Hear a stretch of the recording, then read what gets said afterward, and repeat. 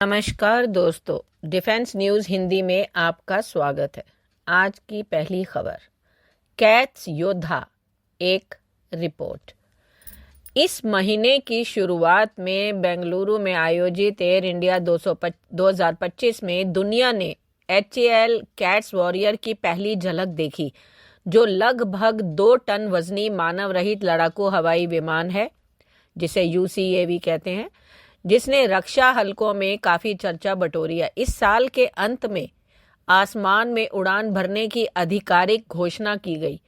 Cats warrior ने भारतीय वायुसेना के लिए एक बल गुणक के रूप में अपनी क्षमता का प्रदर्शन किया, जो तेजस और Su-30 MKI जैसे मानव युक्त लड़ाकू विमानों के साथ काम करता है।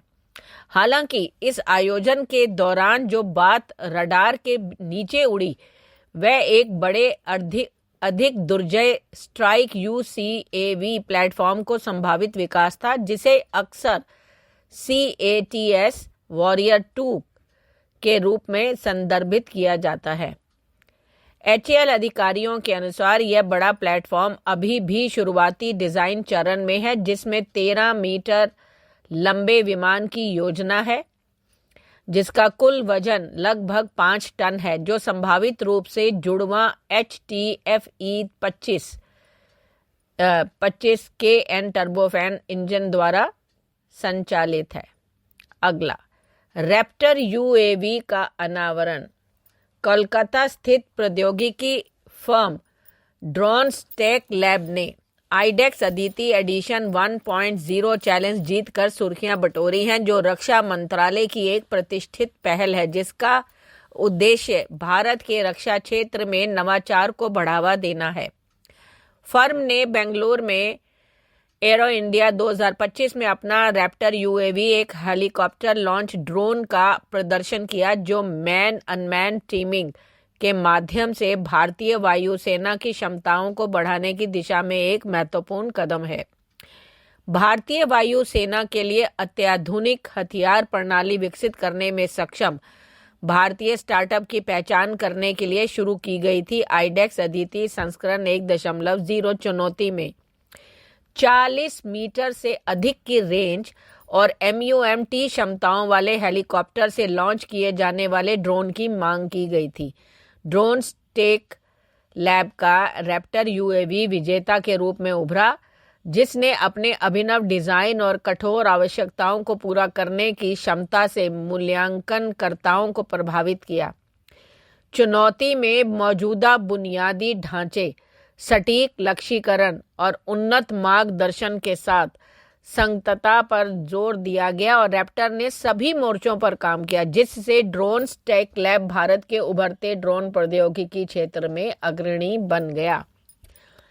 अगला, HLF T-42 को नए सिरे से HAL ने परिभाषित किया। एरो इंडिया 2025 में बात करते हुए हिंदुस्तान एरोनॉटिक्स लिमिटेड के अधिकारियों ने प्रस्तावित Hindustan lead in fighter trainer के बारे में जानकारी दी। यह अगली पीढ़ी का सुपरसोनिक ट्रेनर जेट है, जिसका पहली बार एरो इंडिया 2023 में प्रदर्शन किया गया था, लेकिन इस साल बेंगलुरु में हुए कार्यक्रम में यह विशेष रूप से अनुपस्थित रहा।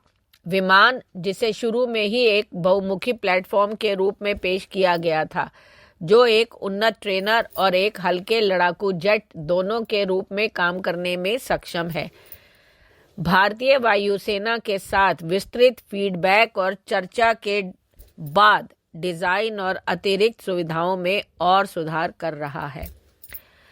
अगला, Su-30 MKI अपग्रेड के लिए हॉक आई 2700 मॉन्स्टर ऐसा रडार का प्रदर्शन। हाल ही में एरो इंडिया के एक प्रमुख भारतीय रक्षा इलेक्ट्रॉनिक कंपनी डेटा पैटर्न्स ने अपने हॉक आई 2700X बैंड आधारित active electronically scanned array radar का अनावरण किया, जिसने इसे भारतीय वायुसेना के सुखोई 30 अपग्रेड प्रोग्राम के लिए एक प्रतियोगी के रूप में पेश किया।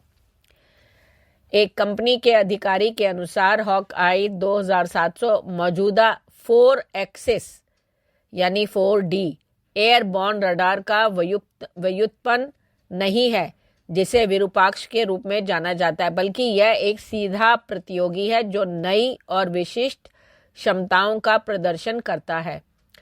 हॉक आई 2700 रडार सिस्टम में 2700 TRMs लगे हैं, जो इसे विरूपाक्ष रडार से तकनीकी रूप से बड़ा बनाता है, जिसमें 2400 TRMs हैं।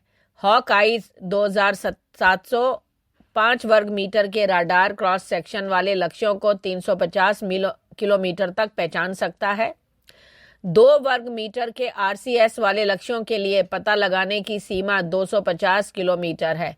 वर्ग मीटर के RCS वाले छोटे लक्ष्यों को 200 किलोमीटर पर पहचाना जा सकता है।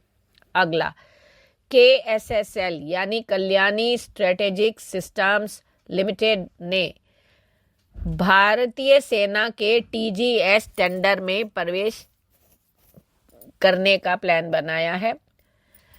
कल्याणी समूह की एक प्रमुख इकाई कल्याणी स्ट्रेटेजिक सिस्टम्स लिमिटेड के पूर्णकालिक निदेशक और CEO नीलेश तुरंग ने आधिकारिक तौर पर घोषणा की है कि company 155 kilometre 52 calibre gun system के लिए भारतीय सेना के टॉड गन सिस्टम यानी TGS टेंडर के जवाब में अपना भारत 52 पेश करेगी।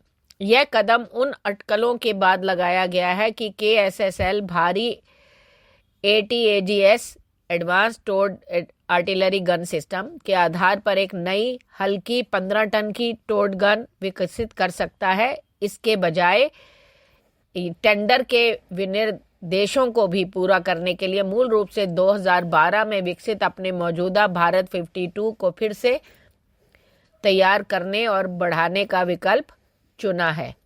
अगला, भारतीय वायुसेना के MI-17 ट्रांसपोर्टर को छठी पीढ़ी की स्पाइक NLOS मिसाइल के साथ एकीकृत किया जाए। भारतीय वायुसेना अब अपने MI-17 परिवहन हेलीकॉप्टर पर स्पाइक NLOS यानी कि non line of site NLO का मतलब है मिसाइल प्रणाली को एकीकृत कर रहा है, जिससे उनकी आक्रामक क्षमताओं में उल्लेखनीय वृद्धि होगी। छठी पीढ़ी की स्पाइक NLOS मिसाइल क्रांतिकारी विशेषताएं लेकर आई है, जो आधुनिक युद्ध में बेजोड़ लाभ प्रदान करती है। यह अत्याधुनिक प्रणाली सेंसर टू शूटर लूप को प्रभावी रूप से छोटा करती है, जिससे विस्तारित stand of and beyond line of site BLOS range में कई लक्ष्यों पर तेजी से हमला करना संभव हो जाता है। मिसाइल की एक प्रमुख विशेषता इसकी वास्तविक समय की सामरिक खुफिया जानकारी और युद्ध क्षति आकलन यानी BDA है, जो गतिशील लक्ष्य समायोजन और यहां तक कि उड़ान के बीच में मिशन को निरस्त करने में सक्षम बनाता है।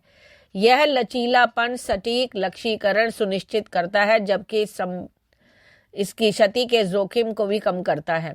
यह प्रणाली एक ही लॉन्चर के साथ 4 मिसाइलों को लॉन्च करने और नियंत्रित करने का समर्थन करती है, जिन्हें एक ही ऑपरेटर द्वारा प्रबंधित किया जाता है। इसके अतिरिक्त स्पाइक NLOS प्रणाली प्लेटफॉर्मों के बीच मिसाइल हैंडओवर की अनुमति देती है, जिसका अर्थ है कि प्लेटफॉर्म मिसाइल लॉन्च कर सकता है, जबकि दूसरा प्लेटफॉर्म उसे अपने लक्ष्य तक पहुंचा सकता है। धन्यवाद।